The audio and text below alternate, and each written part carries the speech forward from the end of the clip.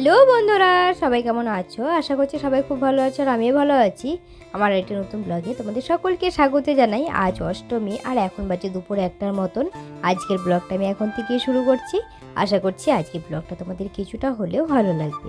তাহলে বন্ধুরা চলো আজকে ব্লগটা শুরু করা যাক। এখন বাজে দুপুর 1টার মতন আর আজ হচ্ছে অষ্টমী। আজ মৃন্ময়ী মায়ের ওখানে কামান ফাটানো হবে, তাই আমরা সবাই মিলে সেখানে যাচ্ছি কামান ফাটানো দেখতে।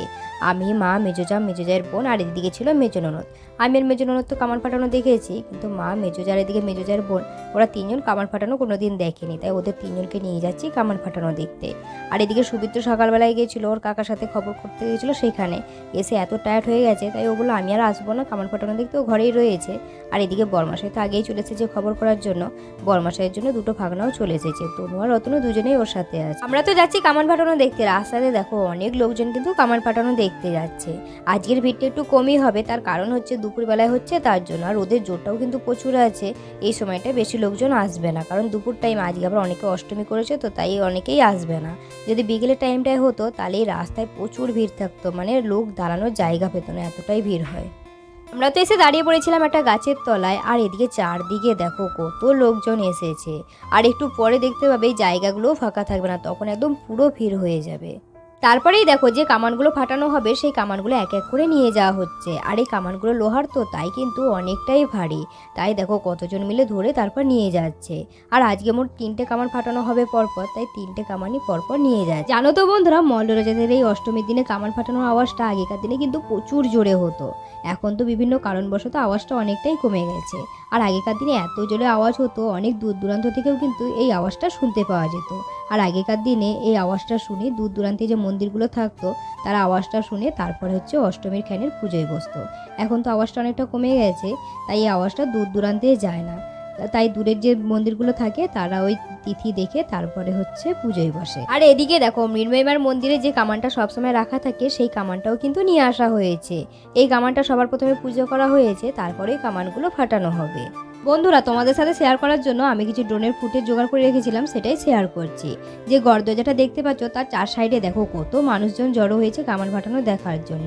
আর সামনে যে মেন রাস্তাটা আছে, গাড়ি দাঁড়িয়ে আছে, একটা সাদা গাড়ি, ওটা হচ্ছে মেন রাস্তা। ওই রাস্তাটা এখনো পর্যন্ত ফাঁকা রয়েছে, একটু পরেই কিন্তু ওই রাস্তাটা পুরো ভর্তি হয়ে যাবে। কিছুক্ষণ পরেই কামানে আগুন দেওয়া হলো, আর এক এক করে কামান ফাটতে শুরু করলো।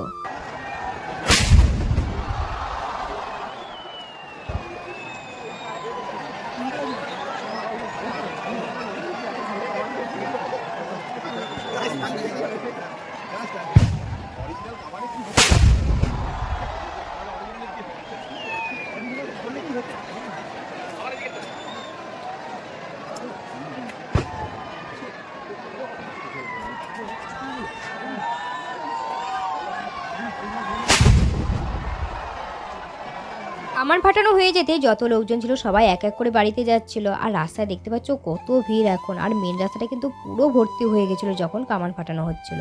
আর এত ভিড় দেখে আমরা চুপচাপ দাঁড়িয়েছিলাম গাছতলায়, যে ভিড়টা একটু কমলে তারপর যাব।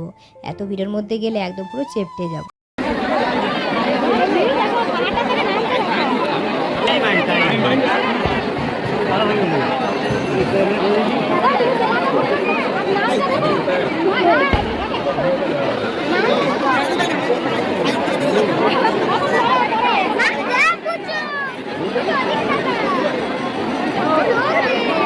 যে কামানগুলো ফাটানো হয়েছিল সেই কামানগুলো দেখো আবার বাঁশে বেঁধে বেঁধে এক এক করে নিয়ে যাওয়া হচ্ছে। আর আমরা এদিকে আধ ঘন্টা ধরে দাঁড়িয়ে রয়েছি, এখনো পর্যন্ত কিন্তু ভিড় কমেনি। আর এদিকে আমার শাশুড়ি মা যাওরা বলছিল যে এত লোকজন কোথায় ছিল, এতক্ষণ তো মনে হচ্ছিল যে বেশি লোকজন নেই, আর যখন যাচ্ছে তখন দেখে মনে হচ্ছে যে কত লোকজন হয়েছিল। একটু ভিড়টা কমতে তারপর আমরা বেরিয়ে মোড় মাথাটা এসে দাঁড়িয়েছিলাম। আর এদিকে বরমাশাই ফোন করেছিল যে একটু দাঁড়াও আমি যাচ্ছি, তাই আমরা বরমাশাইয়ের জন্য এখানে ওয়েট করছিলাম। আজ তো অষ্টমী আর বিষ্ণুপুরের সমস্ত ঠাকুর দেখা কমপ্লিট হয়ে গেছে, তাই ভাবলাম আজ আর রাত্রে বেরোবো না। তাহলে বন্ধুরা চলো আজকে ব্লগটা বেশি বড় করছি না, এখানে শেষ করছি। আজকে ব্লগটা কেমন লাগলো অবশ্যই কমেন্ট করে জানাবে, ভালো লাগলে একটা লাইক শেয়ার করে দেবে। দেখা হচ্ছে খুবই শীঘ্র পরবর্তী ব্লগে, ততক্ষণ তোমরা সবাই ভালো থাকবে, সুস্থ থাকবে। আজকের মতন টাটা সবাইকে।